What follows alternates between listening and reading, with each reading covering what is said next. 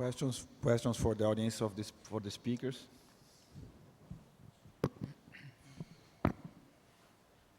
Any comments or questions for any of the speakers?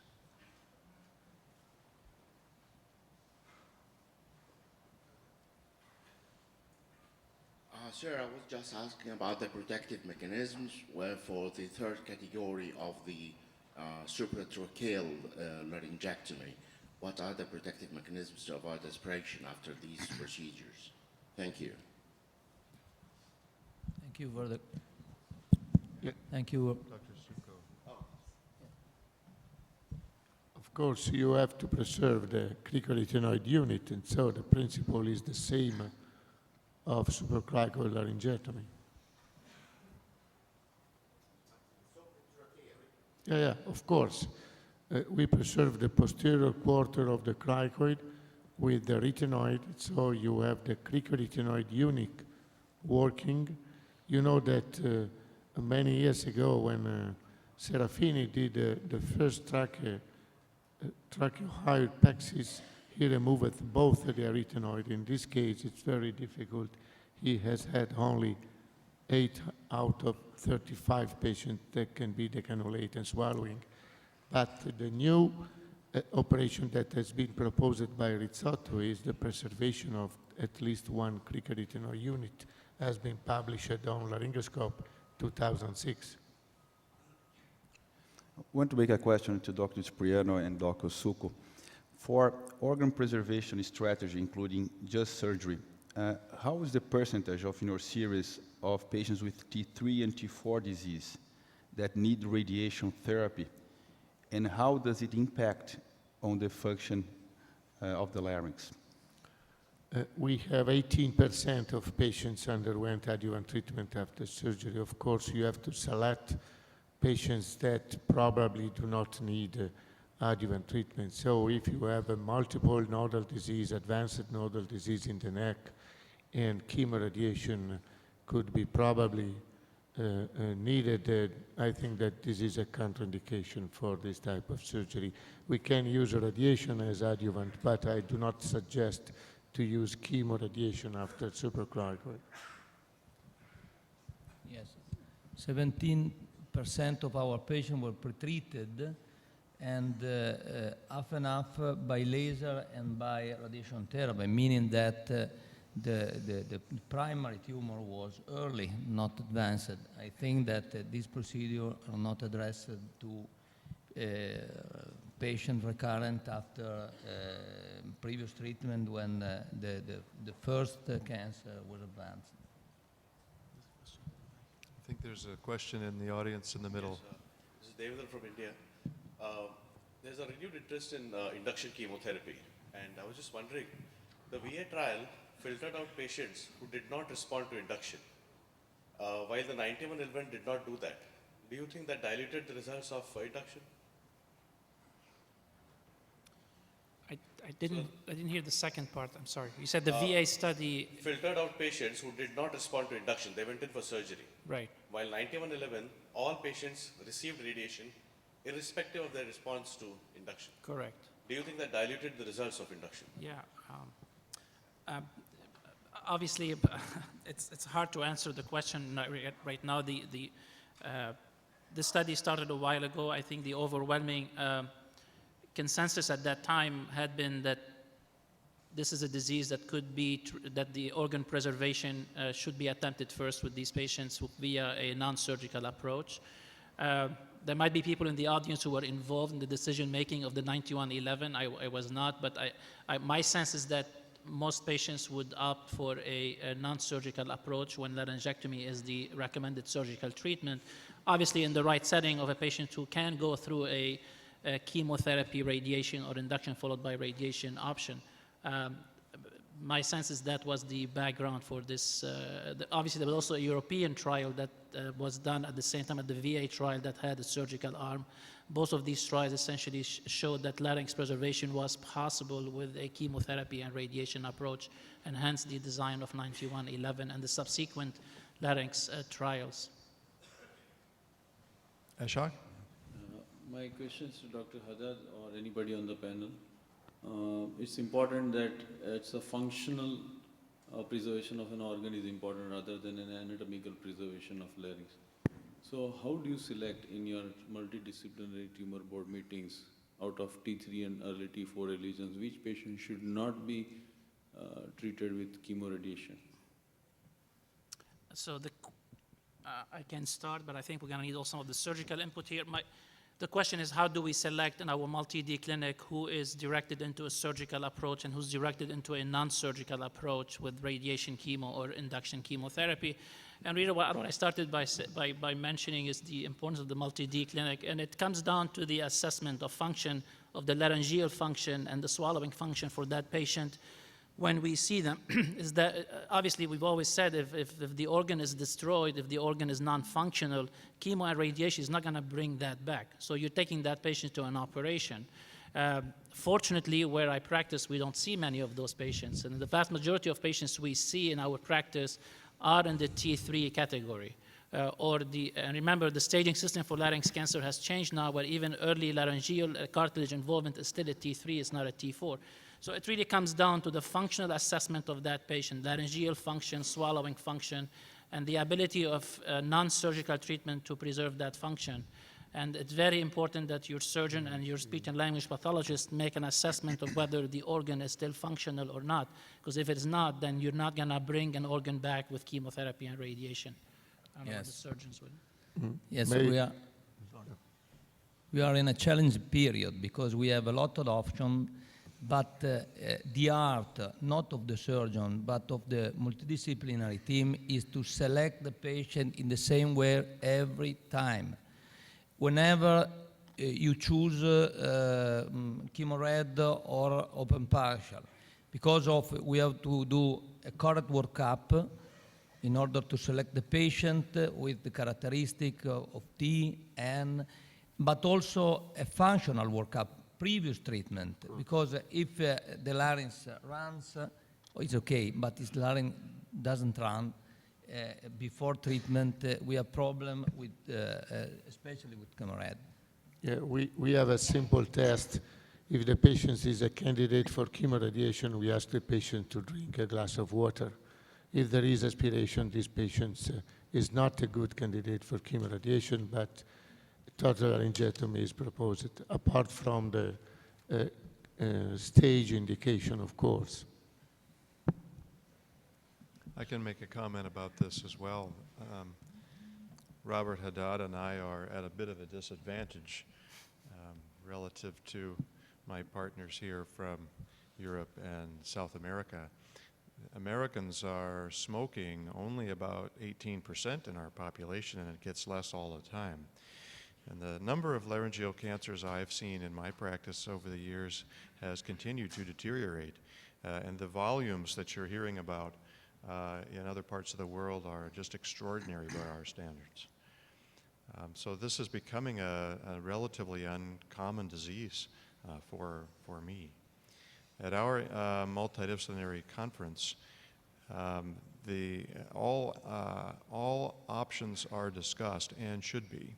And I feel strongly that patients should be treated in centers where regular, high-quality conservation surgery is being performed together with state-of-the-art chemoradiotherapy. And you must have an honest discussion about what is realistic given the individual tumor, and no two are alike. I had a comment for Giovanni, who has done an amazing number of horizontal laryngectomies. And I haven't done an open horizontal laryngectomy in perhaps 10 years because I find I can manage all of these cases through the mouth with laser microsurgery. And I think that patients function a bit better. Certainly they function earlier because you don't have to take them apart to get to the tumor, and there really is a role for this. It's not so good for residents or fellows in training because the open operation allows them to see and help, and it's a great opportunity for teaching. But I think it certainly is something we haven't covered much about, and it did warrant a mention. Mike, one comment and one question to Dr. Haddad. Then We have the question of the audience. Memorial has published a paper 2 years ago of the prognostic factors for larynx preservation. We included T3 or T4, how much the patient was, the quantity of alcohol intake, KPS, and level of albumin. And this was validated on the VA database. It's not the time to have mathematical models like nomograms or molecular predictive factors to help us more objectively to select one treatment versus another? I think the short answer is yes. The hard part has been to actually embark on large-scale larynx trials, because we still have many questions as it relates to larynx cancer. In the past 10 years, we have all spent really focusing on HPV oropharynx, and this is where most of the research has been, and most of the resources have been diverted. If you look at the meeting here and how much HPV discussions, and if you go to head and neck meetings, there's a lot about HPV, and so larynx cancer has somehow taken a back seat. There is a need to conduct large-scale larynx trials to answer many of the questions that we have, and to move beyond the issue and the question of just larynx preservation, because it's way more than just preserving the larynx. It's really survival and its function, and we are not there yet, unfortunately. Yes? Final question. Thank you. My question is to Dr. Haddad.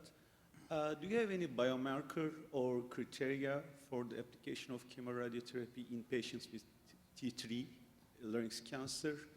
In other words, how do you select your best patients, the appropriate patients for chemoradiotherapy? And you're asking about T3 patients? T3 laryngeal cancer, mainly. Yeah. Again, for medical oncology, we focus quite a bit on what we call performance status.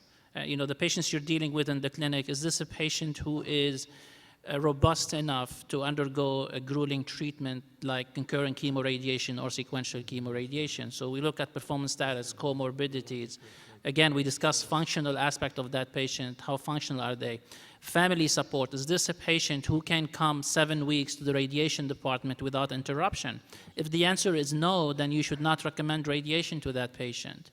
So there's a lot that goes into, these treatments are very grueling, they're very toxic, and also logistically, they're very demanding. You're asking a patient to come into the department 7 weeks, 5 days a week. So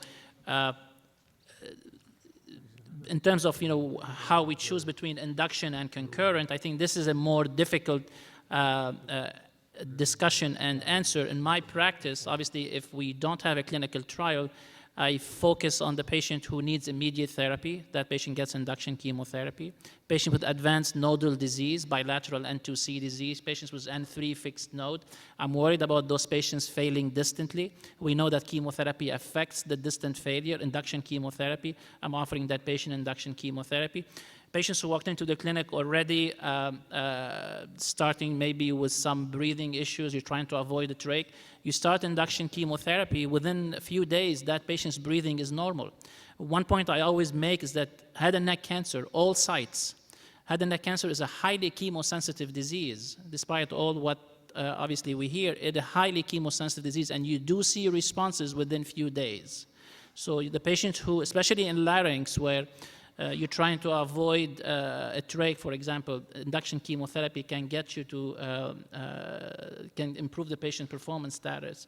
But we do not want to have someone with a performance status of 3 or someone borderline performance status, for example, being offered induction chemotherapy, because this is not what the studies were directed at, and those patients could die from the treatment. So performance status is key and important. And it is conceivable that for some patients you will decide that surgery is the way to go. Admit the patient, do the operation, the cancer is out, and then you figure out your post-operative therapy later. But these non-surgical approaches that I discussed are not appropriate for every patient. I think we have one last question in the back. I'm coming from Bosnia and Herzegovina, and I have one question and one comment. The question is to Professor Spriano. As I understood, you perform almost 100% of horizontal and you are not doing much of vertical. And I'm asking for the reason for this. We found the vertical less invasive and very useful approach. And comment, we are performing the supracricoid partial laryngectomy without tracheostomy for the last 10 years, and we find it very useful for the preliminary swallowing, and think that tracheostomy undermines the swallowing at the beginning. Please comment for this if it's possible. Yeah. We have a very few cases for vertical resection. You know, now with the endoscopic resection, you can treat lateral tumors of the glottic plane. And with vertical resection, you have to cut the larynx and the thyroid cartilage, so you can have a chondronecrosis if adjuvant treatment is necessary, and you can have a more rate of stenosis, even if the swallowing is better. But I know that in many places, vertical resection are used. We prefer to treat endoscopically lateral tumor or with radiation central tumor or with horizontal resection. But I know that in many institutions, vertical resection is used as well. Folks, we are way over. Surprise, surprise. Thank you very much for your attention. Thank you, Dr. Shah. Thank you, panelists. It's been a pleasure. I appreciate your hard efforts.